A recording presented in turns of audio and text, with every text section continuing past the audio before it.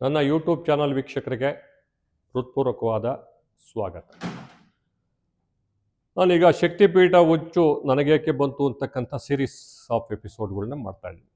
ಈಗ ಹಿರಿಯೂರಲ್ಲಿ ಹೋದ್ವಿ, ಜಮೀನು ತಗೊಂಡ್ವಿ. ಜಮೀನಲ್ಲಿ ಶಕ್ತಿಪೀಠ ಕ್ಯಾಂಪಸ್ಸನ್ನು ಮಾಡಬೇಕು ಅಂತಂದರೆ ಯಾಕೆ ಮಾಡಬೇಕು, ಶಕ್ತಿಪೀಠಗಳ ಬಗ್ಗೆ ಬುಕ್ಸ್ಗಳು ಫಸ್ಟ್ ಹುಡುಕಬೇಕು ಅಂತ. ಅಲ್ಲಿವರೆಗೂ ನಾನು ಬುಕ್ಸ್ಗಳು ಹುಡ್ಕಕ್ಕೆ ಹೋಗಲಿಲ್ಲ. ಈಗ ಗೂಗಲಲ್ಲಿ ಎಲ್ಲ ಡೌನ್ಲೋಡ್ ಮಾಡ್ಕೊಂಡೆ, ಏನೇನಿದೆ, ಎಲ್ಲೆಲ್ಲಿ ಶಕ್ತಿಪೀಠಗಳಿದ್ದಾವೆ, ಏನೇನಿದ್ದಾವೆ ಅಂತ. ಆಮೇಲೆ ಬಸವರಾಜ್ ಅವರು ನಾವು ಒಂದ್ಸರಿ ಬೆಂಗಳೂರಿಗೆ ಹೋದಾಗ ಆ ಚಿಕ್ಕಪೇಟೆಯಲ್ಲಿ ಯಾರೋ ಒಂದು ಬುಕ್ ಸಿಗುತ್ತೆ ಅಂತ ನಮ್ಮ ಬೆಂಚ್ಗಿರ ನಂದೀಶ್ ಹೇಳಿರೋಣೆ, ಅಲ್ಲೊಂದಿತ್ತು, ಹೋಗಿದ್ದೀನಿ, ಬುಕ್ ಎಲ್ಲೋ ತಂದಿದ್ದು ನೋಡಿ ಅದ್ರಲ್ಲಿ ಸಿಗ್ಬೋದು ಅಂತ. ಆ ಚಿಕ್ಕಪೇಟೆಯಲ್ಲಿ ಹೋಗಿ ಅವರ ಜೊತೆಲೇ ಹೋಗಿ ಅವ್ರನ್ನ ಕಾರಲ್ಲಿ ಒಂದು ಕಡೆ ನಿಲ್ಲಿಸ್ಬಿಟ್ಟು ನಾನು ಇಳಿದ್ಬಿಟ್ಟು ಸರ್ ಅಲ್ಲಿ ಹೋಗಿ ಬರ್ತೀನಿ, ಒಂದು ಅಂಗಡಿನಲ್ಲಿ ಬುಕ್ ತರಬೇಕು ಅಂತ ಅವರೇ ಸಿಕ್ಬಿಡ್ತು. ಅವತ್ತು 108 ಶಕ್ತಿಪೀಠಗಳ ಬಗ್ಗೆ ಒಂದು ಬುಕ್ಕು ಸಿಕ್ತು. ಅಲ್ಲಿಂದ ಎತ್ಕೊಂಡು ತಗೊಂಬಂದ್ವಿ. ಅಲ್ಲಿಂದ ಓದಕ್ಕೆ ಶುರು ಮಾಡಿದೆ ನಾನು. ಆಮೇಲೆ ಆ ಶಕ್ತಿಪೀಠಗಳನ್ನೆಲ್ಲ ಗೂಗಲ್ನಲ್ಲಿ ಅಲ್ಲಿ ಎರಡರಲ್ಲೂ ವಿಚಾರ ಬಂದಾಗ ನನಗೆ ಎರಡು ಡೌಟ್ ಬಂತು. ಶಕ್ತಿಪೀಠ ಕ್ಯಾಂಪಸ್ನಲ್ಲಿ ನಾನು ಪ್ರಾತ್ಯಕ್ಷಿಕೆ ಮಾಡಬೇಕಾದ್ರೆ ತಲೆಯಿಂದ ದೇವಿಯ ಅಂಗಾಂಗಗಳು ಬಿದ್ದ ಕೆಳಗೆ ಕಾಲಿಂದ ಜುಟ್ಟುವರೆಗೂ ದೇವಿಯ ಆಕಾರನೇ ಮಲಗಿಸ್ಬಿಟ್ಟು ಅಲ್ಲಿಂದ ಯಾವ ಶಕ್ತಿಪೀಠಗಳಿದಾವೆ ಹಂಗೆ ಮಾಡಬೇಕು ಅಂತಕ್ಕಂಥದ್ದು ಒಂದು ಆಲೋಚನೆ ಬಂತು. ದೇವಿಯ ರೂಪನೇ ಭೂಮಿ ಮೇಲೆ ಇಳಿಸೋದು, ಎಲ್ಲೆಲ್ಲಿ ತಲೆ ಕೂದಲು ಬಿತ್ತ ಅಲ್ಲಿ ಮಾಡಿ ಮೈಸೂರು, ಕಾಲು ಬಿತ್ತ ಬಂತ ಇಂಥ ಊರು, ಯೋನಿ ಬಿತ್ತ ಇಂಥ ಊರು, ಹಂಗಂಗೆ ಡೈರೆಕ್ಷನ್ ಕೊಟ್ಬಿಟ್ಟು ಹಂಗೆ ಬರೆಸ್ಬೇಕು ಅಂತಕ್ಕಂಥದ್ದು ಒಂದು ಆಲೋಚನೆ ಬಂತು ನನಗೆ.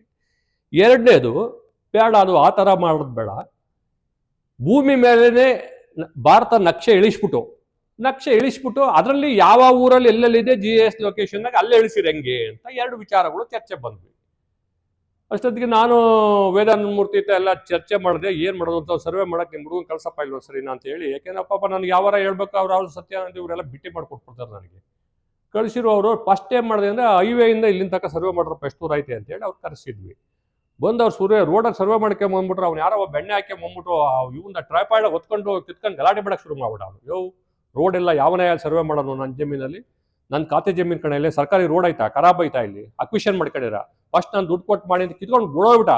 ಅವಾಗ ಜಮೀನನ್ನು ಬಂದ್ಬಿಟ್ಟು ಆ ಜಮೀನವ್ರು ಬಂದ್ಬಿಟ್ಟು ಅವ್ರಿಗೆ ಒಂದಿಷ್ಟೇನೋ ದುಡ್ಡು ಕಾಸೋ ಕೊಟ್ಬಿಟ್ಟೇನೋಪ್ಪ, ಅವ್ನಿಗೆ ಏನೋ ಎಣ್ಣೆಗೆಣ್ಣೆ ಹೊಡೆಯೋಕೆ ಅನ್ಸುತ್ತೆ, ಕೊಟ್ಬಿಟ್ಟು ಮಾಡೇ ಟ್ರೈಪಾಡ್ ಕೊಡಿಸಿ ಹೋದ್ರು. ಆಮೇಲೆ ನೋಡ್ತೀನಿ ವಿಲೇಜ್ ಮ್ಯಾಪ್ ತಗೊಂಡು ಅಲ್ಲಿ ದಾರಿ ಇಲ್ಲ, ಅನಧಿಕೃತ ರಸ್ತೆ ಐತೆ. ಅಯ್ಯೋ ಗಾಚಾರ, ನಾನು ಎಲ್ಲರೂ ನನಗೆ ಸಮಸ್ಯೆ ಹುಟ್ಟಾಕಂತವಲ್ಲ ಅಂತೇಳಿ ಈಗ ಆಲ್ಟರ್ನೇಟ್ ಸರ್ವೆ ಮಾಡಿಸಿದ್ವಿ. ಸರ್ವೆ ಮಾಡಿಸಿದಾಗ ಹೇಮಾವತಿ ಕೆನಲ್ ಮೇಲಾಶೆ ಅಲ್ಲಿ ವಾಣಿವಿಲಾಸ ಕೆನಲ್ ಹೋಗುತ್ತಲ್ಲಿ. ಆ ವಾಣಿವಿಲಾಸ ಕೆಲಸ ಒಳಗಾಗಿ ನಮ್ಮ ಜಮೀನಿಗೆ ಬರ್ತಿತ್ತು. ನಮ್ಮ ಜಮೀನಿಗೆ ಇನ್ನೊಂದು 10 ಎಕರೆ ಪಕ್ಕದಲ್ಲಿ ಜಮೀನಿತ್ತು. ಆ ಜಮೀನಿಗೆ ಅವನು ಮಾರಾಟ ಮಾಡಕ್ಕೆ ಹೊರಟಿದ್ರು ಅವರು. ಸರಿ, ಈಗ ಆಮೇಲೆ ಇನ್ನೊಂದು ಕಡೆಗೆ ನೋಡಿದ್ವಿ, ಇನ್ನು ಬಗ್ನಡು ಹಿಂಗೆ ಬಂದು ಹಿಂಗೊಂದು ರೋಡ್ ಈ ಊರು ಒಳಗೆ ಬಂದು ನಮ್ಮ ಜಮೀನಿಗೆ ಬರ್ತಿತ್ತು. ಆಲ್ರೆಡಿ ಒಂದು ಟಾರ್ ರೋಡ್ ಇದೆ, ಎರಡನೇ ಟಾರ್ ರೋಡ್ ಆ ಜಮೀನು ತಗೊಂಡ್ರೆ ಅಲ್ಲಿ ನಾವು ಮಾಡ್ಕೋಬೋದು. ಸರಿ, ಇದು ರೋಡ್ ಐತೆ, ಬಿಡ್ಸಕ್ಕಂತೂ ಆಗಲ್ಲ, ಅವನು ಏನೇ ಖ್ಯಾತೆ ಮಾಡಿದ್ರು ಆಲ್ಟರ್ನೇಟ್ ಐತೆ ಅಂತ ತೀರ್ಮಾನ ಮಾಡಿದ್ವಿ. ಆಮೇಲೆ ಪಕ್ಕದ ಜಮೀನು ತಗೊಳಕ್ಕೆ ಹೊಟ್ವಿ. ಫಸ್ಟ್ ನಾವು ಪ್ರಾಜೆಕ್ಟ್ ಮಾಡೋಕ್ಕಿಂತ ಜಮೀನು ಆಲ್ಟರ್ನೇಟ್ ತಗೊಂಡ್ಬಿಡೋಣ ಅಂತ. ಅದು ತಗೊಂಡು ಯಾರನ್ನೋ ಕರ್ಕೊಂಡು ಹೋದೆ, ಜಮೀನು ತಗೊಳ್ರಿ ಅಂತ ನಮ್ಮ ಫ್ರೆಂಡ್ಸ್ಗಳಿಗೆ ಕೊಡಿಸ್ಬೇಕು ಅಂತ. ನನ್ನ ಹತ್ರ ದುಡ್ಡು ಇರಲಿಲ್ಲ ಪೂರ್ತಿ ತಗೊಳಕ್ಕೆ. ಆದ್ರೂ ಕೊನೆಗೆ ನನ್ನ ತಮ್ಮ ರಾಜೇಶ್, ನಮ್ಮ ತಾಯಿ ತಂಗಿ ಮಗ ಸೋಮನಹಳ್ಳಿ ಪಾಳ್ಯದನು, ಅವನು ನಮ್ಮ ಅಕ್ಕನ ಮಗ, ಇಬ್ಬರು ಸೇರ್ಕೊಂಡು ಎಲ್ಲ ತಗೊಂತೀವಿ ಅಂತೇಳಿ ಅವ್ರು ತಗೊಂಡ್ರು. ಅವರು ರಿಜಿಸ್ಟ್ರೇಷನ್ ಮಾಡಿಕೊಟ್ವಿ.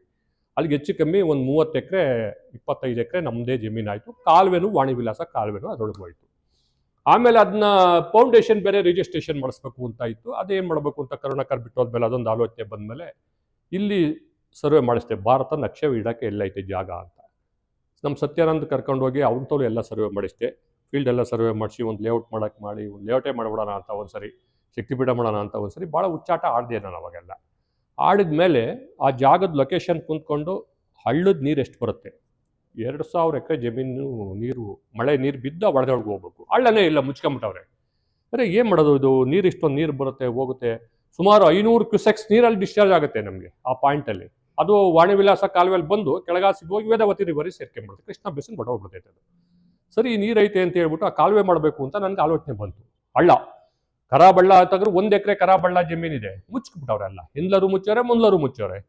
ಸರಿ, ನಾನೀಗ ಫಸ್ಟು ನಾನು ಇಂಡಿಯಾ ಮ್ಯಾಪ್ ಮಾಡಬೇಕಾದ್ರೆ ಅರಬ್ಬಿ ಸಮುದ್ರ, ಬಂಗಾಳ ಕೊಲ್ಲಿ ಇವೆಲ್ಲ ಮಾಡ್ಬೇಕು, ಹಿಂದೂ ಮಹಾಸಾಗರ ಮಾಡ್ಬೇಕಲ್ಲ, ನೀರು ನಿಲ್ಲಿಸ್ಬೇಕಲ್ಲಿ. ನೀರು ನಿಲ್ಲಿಸ್ಬೇಕಾದ್ರೆ ನೀರು ಐತೆ, ನಿಲ್ಲುತ್ತಲ್ಲ ಇಲ್ಲಿ ನೋಡ, ಫಸ್ಟ್ ಹಳ್ಳದಲ್ಲಿ ನೀರು ಎಷ್ಟು ನಿಲ್ಲುತ್ತೆ ಅಂತ ನೋಡೋಣ ಅಂತ ಹೇಳ್ಬಿಟ್ಟು ಹಳ್ಳ ಒಡ್ಸಕ್ಕೆ ಶುರು ಮಾಡ್ಬಿಟ್ಟಿವಿ. JCBಗೆ ಹೇಳಿದ್ವಿ, ಹಿಂದೂ ಮುಂದೆ ಏನು ನೋಡಿಲ್ಲ, ಒಂದು ಅಗ್ರಿಮೆಂಟ್ ಮಾಡ್ಕೊಂಡ್ವಿ, ಜಮೀನ ಶಕ್ತಿಪೀಠ ಫೌಂಡೇಶನ್ಗೆ ಹ್ಯಾಂಡ್ ಓವರ್ ಮಾಡಿದ್ವಿ, ಸ್ಟಾರ್ಟ್ ಮಾಡಿಬಿಡೋಣ ವರ್ಕ್ ನೋಡೋಣ ಅಂತ.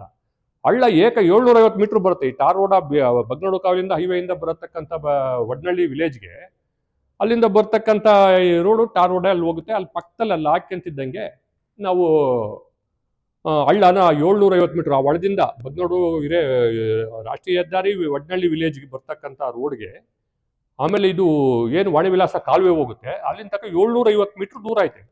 ಅದು ನನ್ನ ಜಮೀನಲ್ಲೂ ಐತೆ, ನನ್ನ ತಮ್ಮನ ಜಮೀನಲ್ಲೂ ಐತೆ. ಸರಿ 750 ಮೀಟ್ರ್ ನೀರು ನಿಲ್ಲಿಸ್ಬಿಡ್ಬೇಕು, ಪೂಜೆ ಮಾಡಿಸ್ಬಿಡೋಣ ಅಂತ ನನ್ನ ತಮ್ಮಗೆ ಹೇಳಿದೆ. ಅವನು ಭಾಳ ವಿಷನ್ ಮ್ಯಾನ್. ಯಾಕೆಂದ್ರೆ ರೈತರ ಮಕ್ಳುಗಳಿಗೆ ನಮಗೆ ಗೊತ್ತು, ಕಣನೆ ಮಾಡಿಬಿಡೋಣ, ಫಸ್ಟ್ ನೀರು ನಿಲ್ಲಿಸ್ಬೇಕು ನಾವು ಅಂತ. ನೀರು ನಿಲ್ಲಿಸ್ಬೇಕಾದ್ರೆ ನಾವು ಫಸ್ಟ್ ಎಲ್ಲಿಂದ ಸ್ಟಾರ್ಟ್ ಮಾಡಬೇಕು, 750 ಮೀಟ್ರ್ ಮಾಡೋದು, ಯಾವ ದುಡ್ಡಲ್ಲಿ ಮಾಡೋದು, ಹೆಂಗೆ ಮಾಡೋದು, ಎಲ್ಲಿಂದ ಸ್ಟಾರ್ಟ್ ಮಾಡೋಣ, ಈ ಕಡೆಯಿಂದ ಮಾಡೋಣ ಆ ಕಡೆಯಿಂದ ಮಾಡೋಣ ಅಂತ ಒಂದು ತೀರ್ಮಾನಕ್ಕೆ ಬಂದ್ವಿ. ತೀರ್ಮಾನಕ್ಕೆ ಬಂದು ಪೂಜೆ ಮಾಡಿಬಿಡೋಣ, ಫಸ್ಟು ನಾವು ನೀರು ನಿಲ್ಲಿಸೋಣ, ನೀರು ನಿಲ್ಲಿಸಿ ನೋಡಿ ಆದಮೇಲೆ ನಾವು ಇಂಡಿಯಾ ಮ್ಯಾಪಿಗೆ ಬರೋಣ. ನೀರು ನಿಲ್ಲಿಸಿ ಇಂಡಿಯಾ ಮ್ಯಾಪು 7 ದೇಶದ ಮ್ಯಾಪ್ಗಳು ಶಕ್ತಿಪೀಠಗಳವೆ ಅಂದರೆ 7 ದೇಶದ ಮ್ಯಾಪ್ ಮಾಡ್ಬೇಕಾದ್ರೆ ಬರಲೇಬೇಕು ಸಮುದ್ರ ಬರಲಿಲ್ಲ ಅಂದರೆ ಆಲೋಚನೆ ಮಾಡೋದು ಬೇಡ. ನೀರು ಬಂದು ನಿಲ್ಲುತ್ತಿರಾಗೆ ಅಂತ ಗೊತ್ತಾದರೆ ಅದು ಮಾಡೋಣ, ಇಲ್ಲ ಅಂತಂದರೆ ಮನುಷ್ಯನ ರೂಪದಲ್ಲಿ ಮಾಡ್ಬಿಡೋಣ, ದೇವಿ ರೂಪದಲ್ಲೇ ಮಾಡೋಣ ಅಂತ ಆಲೋಚನೆ ಮಾಡಿಬಿಟ್ಟು ನಾವು ಅದಕ್ಕೆ ಪ್ಲಾನ್ ಹಾಕ್ಕೋಬೇಕು ಅಂತೇಳಿ ನಾವು ತೀರ್ಮಾನ ಮಾಡಿದ್ವು. ಏಕೆಂದರೆ ಯಾವುದೇ ಒಂದು ಪ್ಲ್ಯಾನನ್ನು ಮಾಡಬೇಕಾದ್ರೆ 10 ಯೋಜನೆಗಳು ಹಾಕ್ಕೋಬೇಕಾದ್ರೆ ಟ್ರಯಲ್ ಆ್ಯಂಡ್ ಎರರ್ ಮೆಥಡ್ಡು. ಆಗುತ್ತೋ ಬಿಡುತ್ತೋ ಗೊತ್ತಿಲ್ಲ, ಎಲ್ಲವನ್ನೂ ಮಾಡ್ತೀವಿ. ಇಲ್ಲಿ ಪೇಪರ್ ಮೇಲೆ ಕುಂತ್ಕೊಂಡು ಮಾಡಿದ್ರೆ ಪ್ಲ್ಯಾನ್ ಒಂದು, ಭಾಷಣ ಮಾಡೋದೇ ಒಂದು, ಪ್ರಾಕ್ಟಿಕಲ್ಲಾಗಿ ಗ್ರೌಂಡ್ ಇಳಿತೀವಲ್ಲ ಅದೇ ಡಿಫ್ರೆಂಟ್ ಇರುತ್ತೆ. ಅವಾಗಲೇ ಪಕ್ಕ ಹಾಕೋದು. ಅದನ್ನು ಆಲೋಚನೆ ಮಾಡಿ ನೆಕ್ಸ್ಟು ಕಾರ್ಯರೂಪಕ್ಕೆ ತರಬೇಕು. ಅದು ತರಬೇಕಾದ್ರೆ ಏನನ್ನು ಮಾಡೋದು ಅಂತಕ್ಕಂಥದ್ದನ್ನು ನಾನು ಮುಂದಿನ ಎಪಿಸೋಡ್ನಲ್ಲಿ ನಾನು ಹೇಳ್ತಾ ಇದ್ದೀನಿ. ಈಗ ಈ ಎಪಿಸೋಡನ್ನು ನಾನು ಮುಗಿಸ್ತಾ ಇದ್ದೀನಿ, ಯಾಕೆಂದರೆ ಟೈಮ್ ಲಿಮಿಟಾಗಿ ಹೇಳ್ಬೇಕು, ಜನ ಜಾಸ್ತಿ ನೋಡೋಕ್ಕಾಗಲ್ಲ ಅಂತಲೇ ನಾವು ಒಂದೊಂದೇ ಮಾಡ್ತಾ ಇದ್ದೀನಿ. ಹೆಚ್ಚಿಗೆ ಸಬ್ಸ್ಕ್ರೈಬ್ ಮಾಡಿ, ಶೇರ್ ಮಾಡಿ, ಬೆಲ್ ಬಟನ್ ಒತ್ತಿ ಅಂತೇಳಿ ತಮಗಿದುವರೆಗೂ ನನ್ನ ಚಾನಲ್ ವೀಕ್ಷಣೆ ಮಾಡ್ತಕ್ಕಂಥ ಎಲ್ಲರಿಗೂ ಹೃತ್ಪೂರ್ವಕವಾದ ಧನ್ಯವಾದಗಳನ್ನು ಅರ್ಪಿಸುತ್ತಾ ನಾನು ಈ ಎಪಿಸೋಡ್ ಮುಗಿಸ್ತೇನೆ. ಜೈ ಹಿಂದ್, ಜೈ ಶಕ್ತಿಪೀಠ.